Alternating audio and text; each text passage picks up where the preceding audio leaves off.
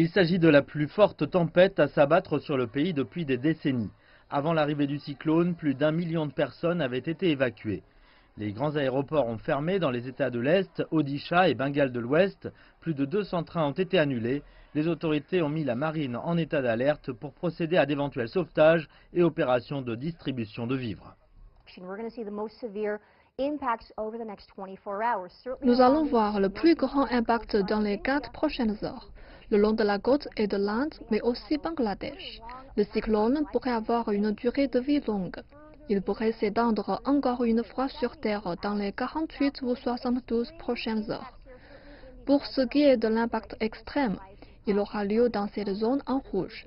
C'est là que seront les plus grands risques pour les personnes et les biens. Les gens sont évacués en ce moment en raison des potentiels dégâts sur le passage de Fani.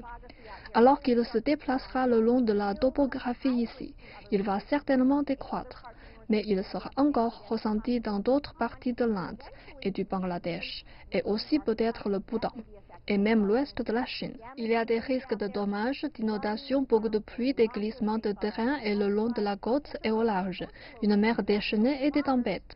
Aujourd'hui sera très dangereux, mais demain sera intense également. Nous allons voir de nouvelles précipitations plus loin dans les terres. Les grandes villes comme Calcutta et Dhaka seront affectées. Dimanche, il perdra de son élan et continuera son chemin peut-être au nord ou vers l'est, possiblement vers le Bhoutan ou le Tibet, mais pas avant les 24 prochaines heures.